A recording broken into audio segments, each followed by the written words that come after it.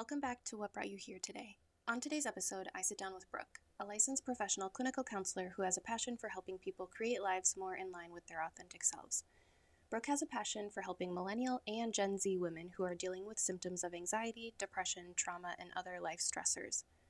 On today's episode, we talk about the societal pressures on women, raising young children in this world, boundaries, and how to navigate your mental health in a technology-driven world. There is a brief mention of miscarriage in this episode around 22 minutes in. Please take care while listening.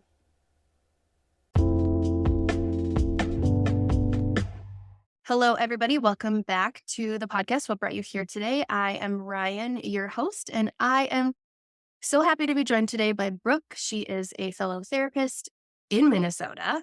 So this is exciting. We didn't have to navigate time zones. We're maybe experiencing the spring-like weather, the fall-like weather that we're having, which is really weird that it's 5 days before Christmas and there's no snow on the ground. The high today is 40, but right, kind of wild. So thank you for being here, Brooke. I'm so glad this worked out. Why don't you tell people a little bit about yourself? So I'm Brooke Halliday. I have my own private practice up in Alexandria, Minnesota called Redbird Counseling.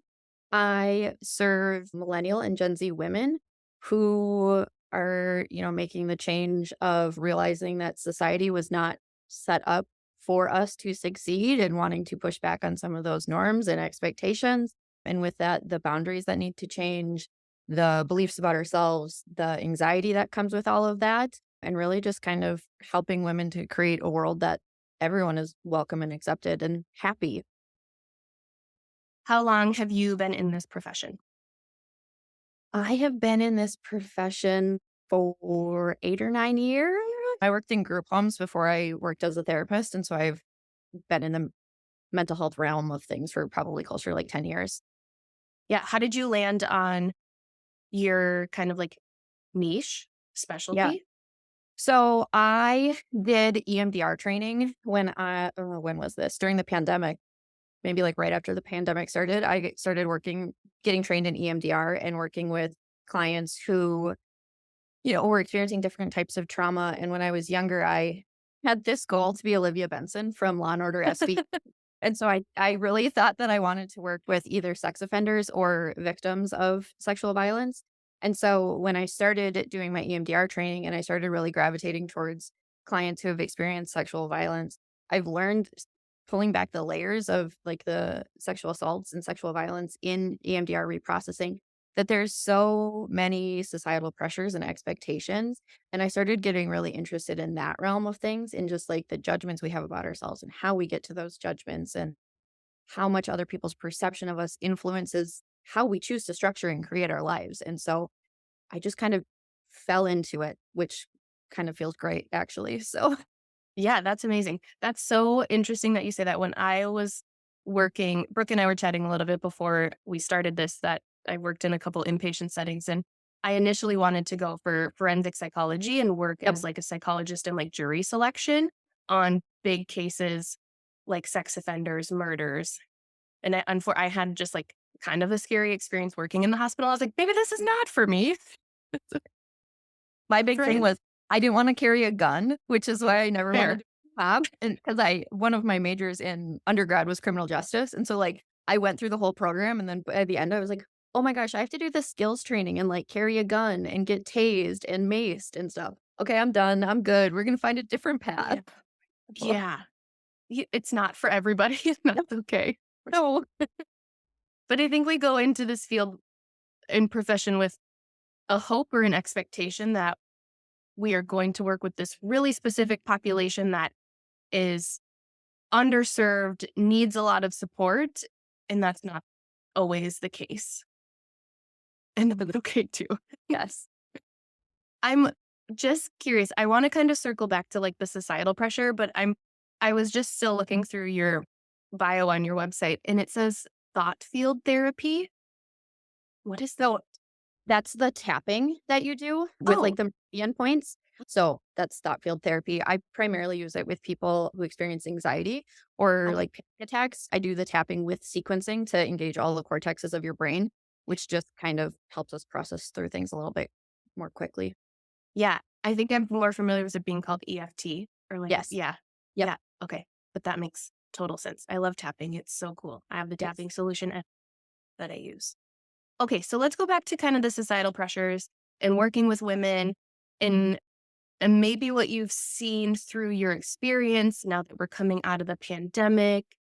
Mhm. What like how did it start and where are we now from your experience? Ooh, it's Big so hard. question.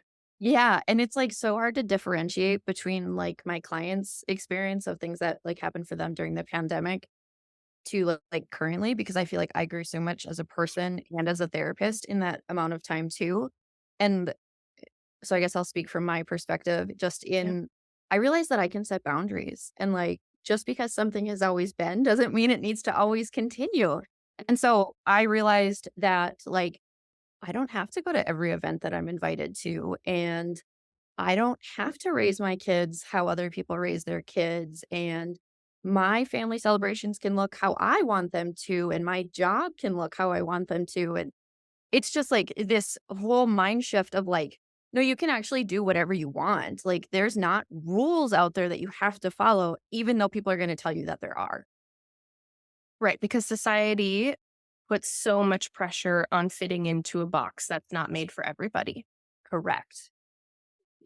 And I think as a mom and as a therapist who works with kids, I see this so much in my own practice and even in my own life that we should be performing and doing things a certain way because that's what we're taught or told. Or if we don't, we're a failure, not good enough, it's wrong. Our kids are going to be messed up. Like, how have you helped people navigate that pressure? I think all I really do is offer them the option, and so, like, with the holidays and, like, people talk about stressors and I have to go here, here, here, and I don't wanna do this, is simply just being like, "Well, what do you wanna do?" Is like, nobody's ever asked them that question before, or they've never even asked themselves, like, "What do you wanna do? What's gonna feel good to you? What would be, like, your most ideal holiday?" And so, like, even posing that question to people has just been, like, really shifting of their process in therapy because then they can problem solve it on their own. Well, I'll do this, and this is my reason for it. And then part of my role is supporting them in dealing with the discomfort that's going to come from the pushback from people in their lives. Because as we set these boundaries with siblings, parents, aunts, uncles, grandparents, like we're talking different generations, which means different expectations of like upbringings and, how a wife or a daughter or whoever is supposed to behave. And so helping them understand that when they get pushback, it's not because they're doing anything wrong. It's not because they're a bad person or that they're like intentionally trying to hurt somebody or create conflicts. It's more about just like other generations have a hard time understanding that things can be different because it's never been different. It's never been this whole world of what do you want it to be? Make it what you want. Yeah. What a life changing question. I had Right. this conversation with a client yesterday who was doing like traveling multiple places with for the holidays with multiple small children and pets. Yeah. No. It's just like, right? We're both like, no, thank you. And, I'm very fortunate that my family is here in Minnesota. But even traveling like the 1 hour with my one daughter is a lot of work. So I can only imagine the added stress that comes with three kids, a dog, out of state travels that aren't very close to each other, Right. and just navigating that. And we were talking, and I was like, what would your ideal holiday look like? Like, what would winter break be like for you guys? Mhm. And the response was, I think we would stay home. I was like, you can do that. You, you can do that. But I think that we get so caught up in the disappointment of other people and the worrying or like the projecting that their discomfort is our issue. Yes. Yes. Yes. Yes. Yes. Yes. Yes. Mhm. And I have a lot of conversations, and I'm sure you do too, that in order for us to change, we have to be able to sit in the discomfort for a little bit, right? We have to like sit in the mud and in the icky feeling, but we don't have to also take on their discomfort and their maybe unwillingness or inability or struggle with the change. Right. How do you help them through that part? That their discomfort is not your discomfort or issue. I think that's where, like, using EMDR comes back into play a lot of times is because people learn those messages so young, like, be the good kid, just go along with what your parents are saying, respect your parents, whatever these things are, or you're a bad kid because your parents are upset because you're misbehaving, all of these things that we internalize year after year to year, it just builds up for us. And so to go back now with the reprocessing and say, like, but are you actually a bad person? Are you actually a bad person because you have a different idea of what your holiday would look like compared to your parents? Like, and so it's some of this reprocessing, rewiring how we view ourselves and knowing that, like, there's nothing wrong with us for wanting something different than what our parents want. Like, that doesn't make us bad people. We can just have different desires. Right. And I think it comes down, we're also allowed to set new and different like traditions for our own families. Yeah. Right. And I think that's my husband and I very intentionally went from spending Christmas with his side of the family, like on Christmas Day, to having Christmas just be for us. Yep. Us too. Oh, whew. I wanted to be home with my kids and my husband and Yes. jammies and, like, just enjoy watching kids, like, bask in the newness of whatever they get or don't get, or, and just have it be a slow day filled with, like, food that you want to eat and being Yeah. comfortable enjoying, like, the slow moments of things. I grew up in a divorced family, and so the holidays were split and they were busy and frantic, and I just remember, like, getting to the end of Christmas Day and being like, "I am so tired. I am so glad the holidays are over." And I don't want that feeling. Like, I don't want to be that I made it through a day. I want to enjoy the whole day. Right.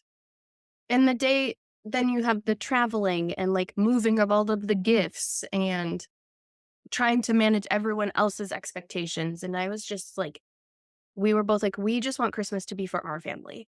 Mhm. There was totally some like discomfort and like not fully understanding of like, we've always done it this way. And they're like, but we are moving, we are going to do it a different way.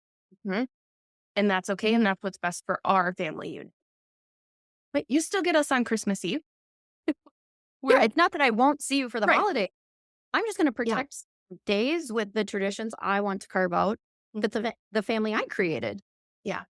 So I think it's really learning to, like you said, reprocess and really just sit with the discomfort, but also be able to stand in your choice and knowing that the choice that you're making is best for you and your family.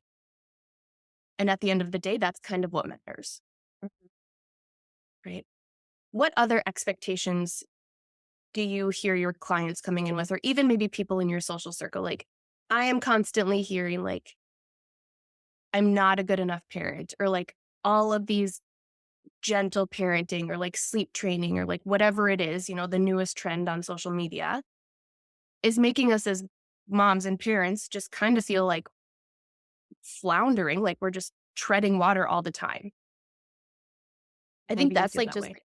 the general feeling that people have these days is, like, no matter what I do, it's never enough. It's never good enough. I don't feel good in it. And so it's like this, like, overall feeling of discontentment in life, even though, I have the degree and I have the house and I have the kid and I have the car, I have all of these things that everybody told me that I needed to do these things to be happy, to be successful, to have a good life.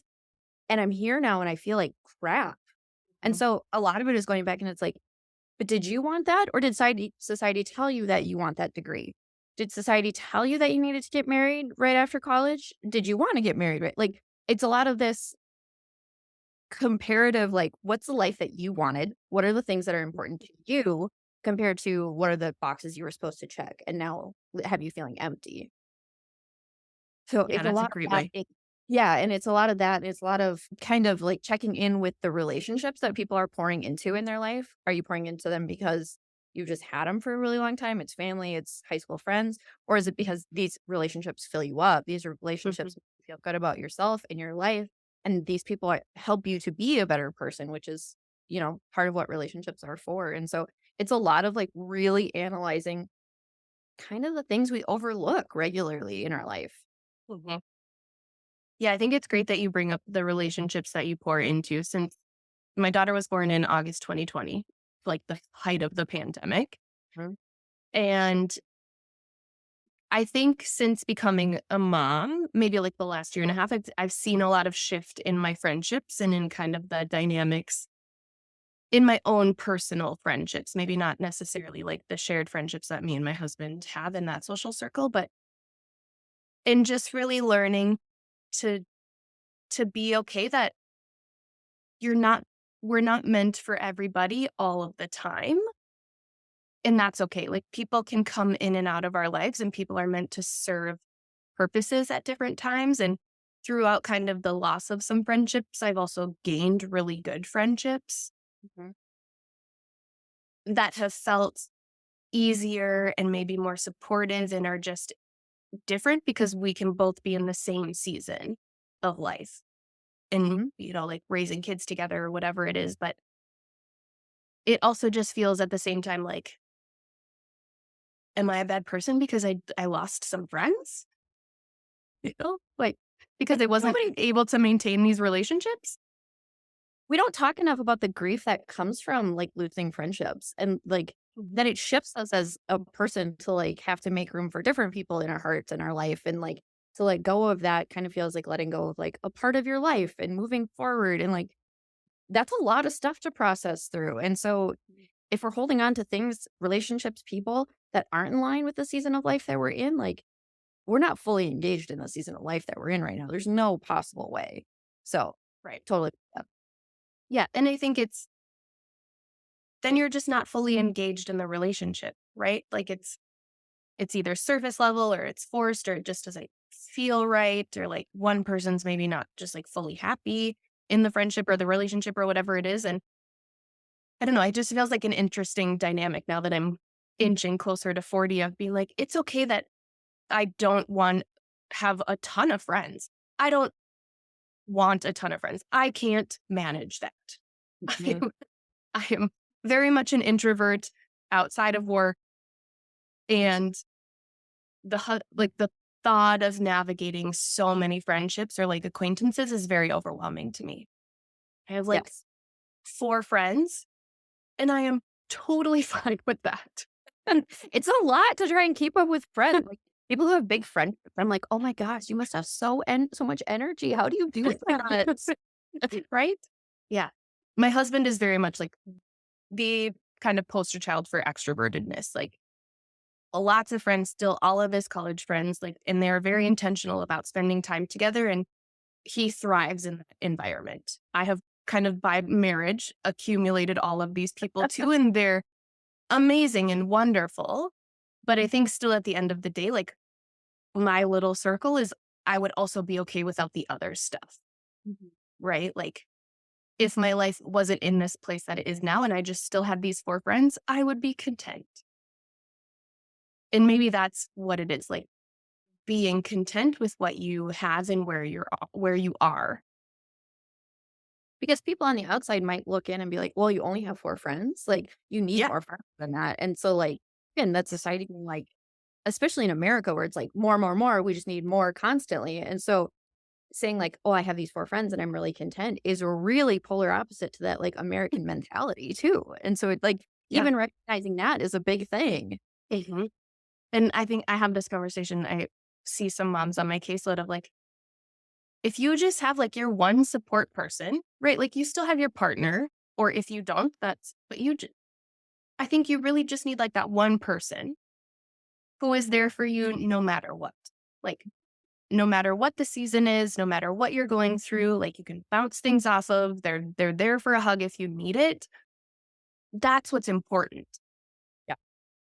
It's not having all of these friends and all of these people and all of these situations that you need to learn to like manage and plan for. And how are we going to see all these people and getting everybody together, which is great, but it adds a lot to what else is going on Yes.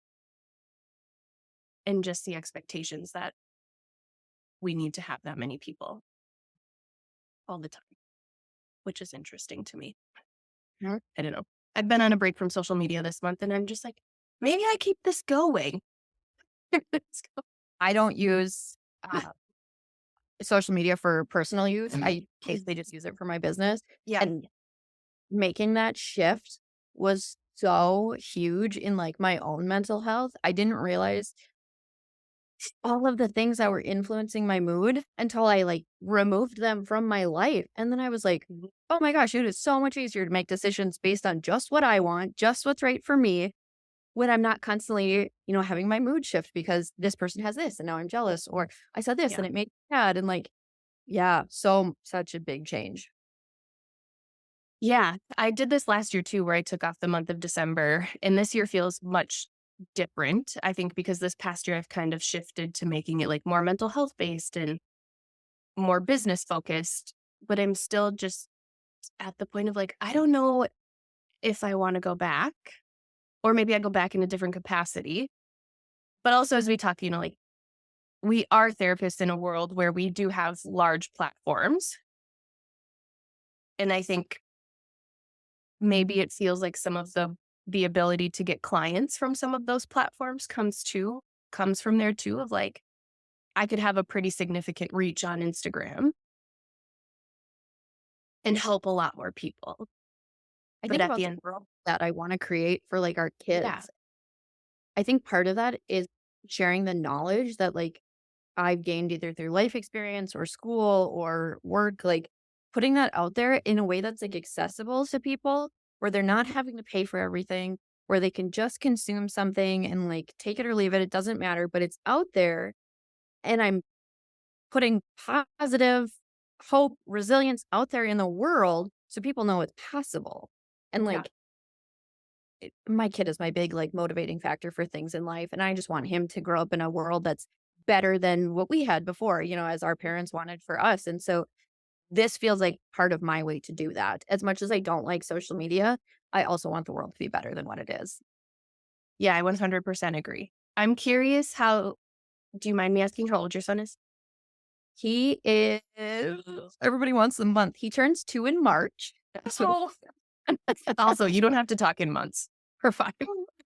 turns 2 in March. Perfect. Oh, so fun. So my daughter turned 3 in August, and I think now, like, they're becoming real. They're obviously always real people, Yes. but, like, they are becoming, like, their own person, and their personalities are growing and showing, and 2 and 3 and 4 is such this, like, wild, fun, exhausting adventure. How has becoming a mom, like, shifted your approach in therapy or maybe kind of the way you show up? Because it's shifted mine. Yeah. I think that's kind of hard to answer unless I give you guys just a little backstory. So I'm just going to give you a really quick abbreviated Yeah. version. So I actually got pregnant for the first time during the pandemic in 2020. And at 30 weeks, I actually ended up losing my daughter. So that was my first pregnancy. And then I lost her in January of 2021. I got pregnant with my son later that summer. And so going through the grief process and then becoming a parent, just like becoming it feels like I became a whole new person after, experiencing such a big loss and then like having such a big like gift given to me in my life. It shifted how I viewed the world and the potential that I see in people and my belief in resiliency. I've always believed in, people can survive some crazy, crazy things. And then after like losing my daughter myself, I constantly go back to this question of what couldn't you come back from? Like if people can survive losing their children, like what can't we do? And not that like, oh, losing my daughter was like this huge, like great learning experience because I could have learned the same thing in a different way. It just, I learned this lesson of, yep, I lost her and I did something with that energy. And that's how I opened my own practice and how I got, into, helping the population that I do, all of these different things. It just gave me such greater depth for connecting with people. And so becoming a mom has done that for me in that I can see people in a different way. I can understand the parent perspective of things a little bit better than I could before, as much as I hate to admit that. Yeah, my compassion for people has grown, I guess is the best way to answer your question. How do you think that translates into creating a better world for your child or, our next generation? Because I feel the same that I want to leave this place a better place than it's been, but also don't really know how to do that in kind of a terrible world right now. So I guess the approach I'm taking right now as I try and stay focused on my little world, my little community, doing what I can within my family system is I want to just accept people for who they are, whether that's gender identity, sexuality, race, religion. I just want people to be accepted for people. Like, I don't care about the other stuff. I will respect whatever it is that you want me to respect about you. I just want you to know you can come to me and feel safe and accepted and full and enough. And like, I think if just more people could do that, if we could make a world where people can just be who they are and lean into the gifts that they naturally have, it would have such a huge ripple effect on things. And just to feel safe, like, could you imagine everybody's nervous systems feeling safe? I just like, it gives me chills to think about because Yeah. we would just all interact with each other so differently. And like, Mhm. that's the world I want is like one where people are regulated and connected and cared for. I think that would be a beautiful world. I want that same world. We'll get Like there. for for me and for my daughter and for all of the kids that are being raised right now. And I think even us as adults, we are probably severely dysregulated. Think, a lot of us are maybe fortunate to have the skills to be less dysregulated.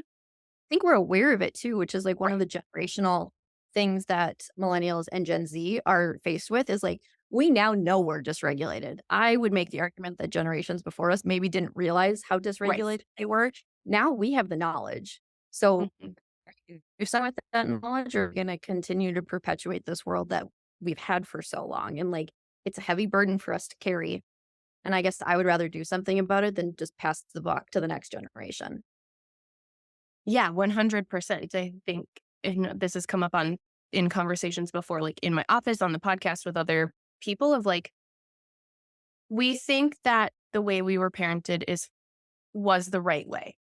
And I feel like there's no right or wrong way in parenting, right? There's always room for improvement and growth and just understanding that our children are also individual people, Mhm. right? They don't know anything, they're kids. Like it is our job to help guide them and educate them and move them through this life without the expectation that they should just know everything. But I have this conversation a lot of like, I turned out fine. Oh, hate, But hate just that like treatment so much. Makes my skin crawl. it's literally everyone's response to it. But think about it. Like, and I pose this question back to especially a lot with like the parents that I work with of like, but did you? Right. Did you? Because you are doing the same thing to your child that your parents did to you, and you don't want your child to do that. I think So we help also, me understand. right. And we need to just define what this fine is. I turned Right. out fine. Okay. So from the outside, if somebody was looking at me from the outside and we went back a couple years, they would say, oh, Brooke has a master's degree and she's owns a house and she lives with her husband and she has friends and all of these things. Okay, great. That looks really fine from the outside, but what about, like, how I feel about myself? What about the, like, crippling anxiety that I'm managing every day? What about the periods of depression that people don't see? Like, is that really fine? Or is it just that it's fine from the outside? Yeah, I think that's a totally valid way of looking at it and what we expect, right? Because we don't know the inner workings. Right. I don't think we're still at a place where people feel comfortable saying, like, I am not fine. The way that I was raised was, it was okay. I survived it. I got to where I am, Right. and now I have different knowledge, different resources, and I can choose to do something different. Yeah, 100%. But I think that that phrasing, getting kind of people to wrap their head around, like, what does fine look like? Mhm. What does that mean to you? Because I think it looks a little different as a professional, as a parent, Mhm. as a human being. Like, I would imagine that we are similar ages. Like, our generation is maybe not fine. You're not right. Nope. We we want so badly to be fine. but we're not. And I think, do you think part of that is because we're so aware and we are wanting so badly to break some of the cycles? I mean, I just try and keep in mind, like, uh, historically, look at all the things that millennials experienced, like 9/11, housing crash, like all of these things that we experienced. Not only that, but like the uptick of technology, cell phones, texting, social media, like all of these things were not really around when I was a kid. Like when I had to do research for a paper, we had to go get encyclopedia books off the library shelf. You know what I mean? Like the world is such a different place now. And so like I think we're like the adapting generation, right? Like we experienced all of the changes and we were trying to catch up with it. And so we're trying to adapt ourselves to all of these shifts that happened. We have information. We're like finally being like, okay, what are we doing with all this? We have this technology. It's supposed to make life better, but things feel like shit. Like, what do we do now? And so it's just, it's something. Yeah. I think it goes back to the boundaries piece too, and kind of the prevalence and the increase in the talk about boundaries, of that boundaries aren't bad. They're not negative. We are truly just trying to protect ourselves and regulate our nervous system and do what's best for us as individuals, as family units, whatever that boundary is, but that it's never like a negative towards the other person. We only set boundaries for things we care about. And so, like, when I Right. was a child, we had a fence in our yard. Protect your toys, your pets, your kids. Like, those are the things that are important to us. We set boundaries to keep the things that are important to us, to keep relationships, to keep our mental health going good, like, to keep our health well. Like, the things we set boundaries for are to improve our life. They're not barriers like people think about them a lot of the times. Right. I think I have that conversation too of like the boundary can flex, Yes. right? It can bend, but it can't, if you fully remove it, then it's not a boundary anymore. And then you're circling back into what it was before. And possibly maybe even worse because you tried to set this boundary and you couldn't withhold it, like uphold it. So then there's some more resentment and some more icky feelings. And then we have to try again. What has been kind of the most impactful part of your work?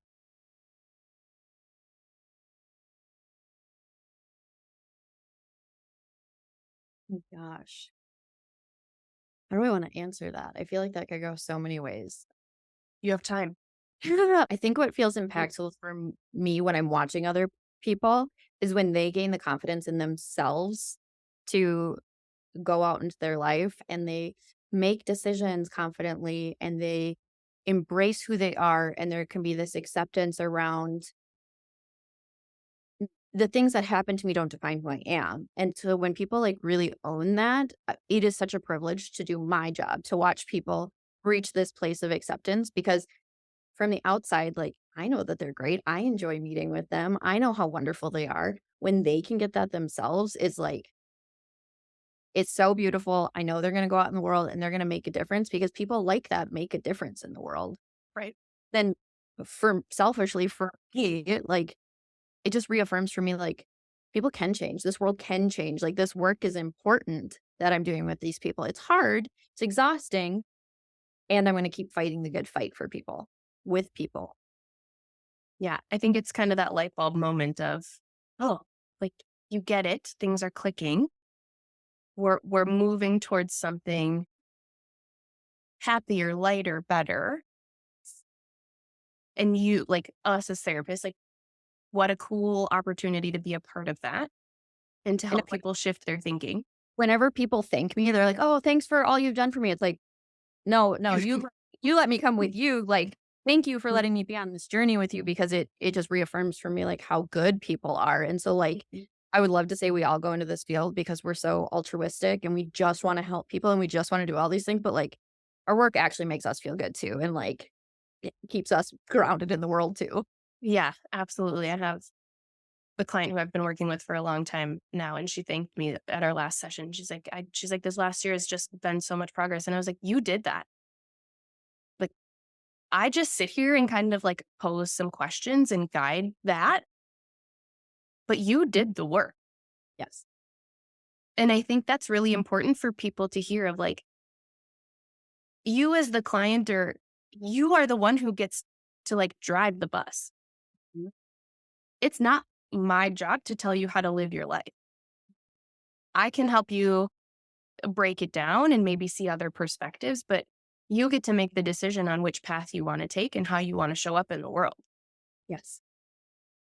And I think a lot of people don't realize that they have the power and the autonomy to be their own person until like we're sitting face to face, right? And you're like, you get to make this decision. Yeah. Again, it's back to that checklist of like, well, I was supposed to do all these things and I'm struggling to do them, or I did them and I don't feel good. Like, it's back to that of like, what do you want your list to be? Throw out the one you were given at birth. Let's come up with a new list. What are the things you want to do? And then we'll make you a map for that. You make your own map. Yeah. So cool. What a cool job. It is a cool job. It's so What a weird. cool- It's such a strange job, but it's so cool. Yes. Yes to all of that. One final question, and then we'll have a couple more after that. But if no one knew what you did for the rest of your life, what would you do? Like if I changed careers. Yeah, like if you didn't have to tell anyone what you did for life, for career, no one has to know, what would you do?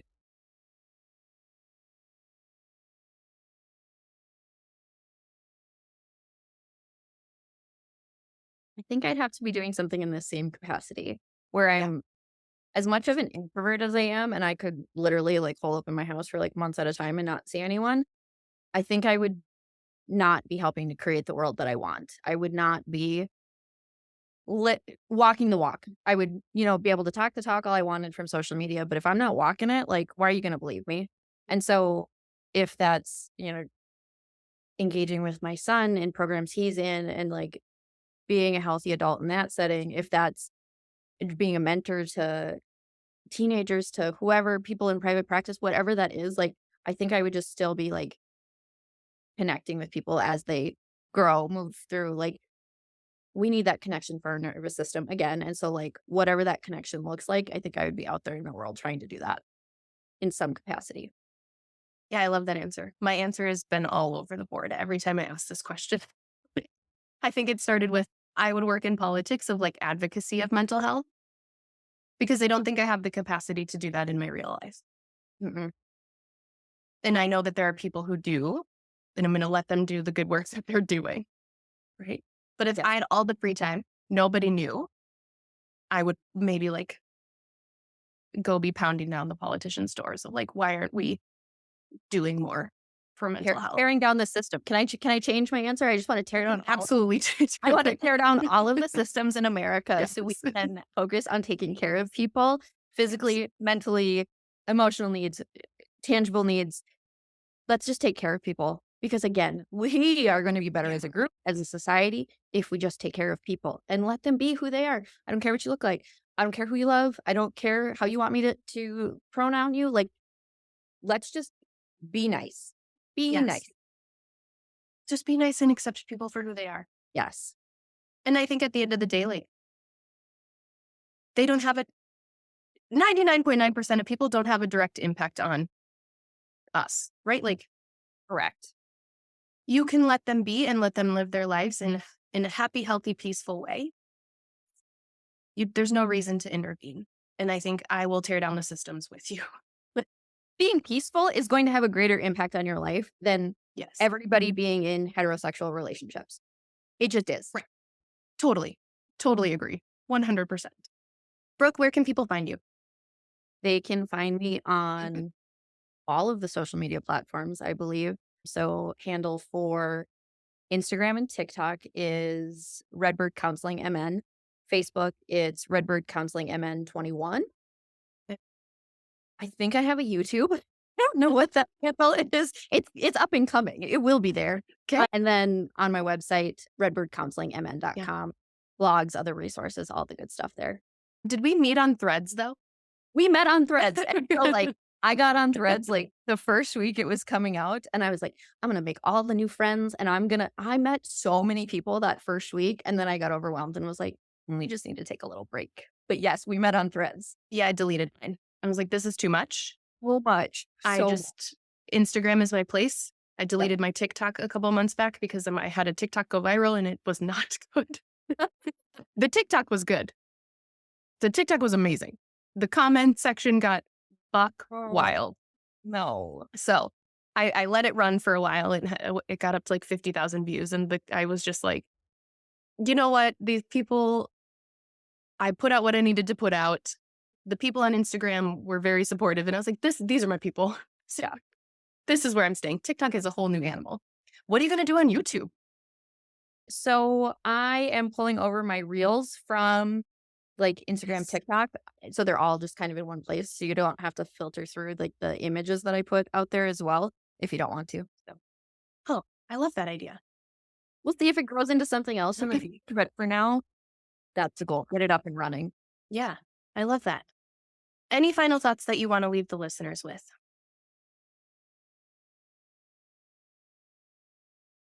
You're never actually alone. There's people out there, you just gotta find them, and don't give up trying to find them, even though it's hard. Yeah, you are never alone. Thank you for this conversation today. Thank you for having me. I'm so happy to have you. This was such an honor to speak with you. I feel like we touched on a lot of great things that the listeners will enjoy and resonate with. So thank you so much for being here. I'm going to hit stop now.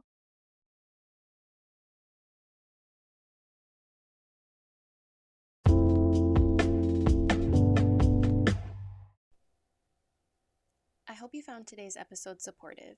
If you would like to schedule with Brooke or follow her on social media, please find the links in the show notes. Thank you for listening, and please take care of yourself today.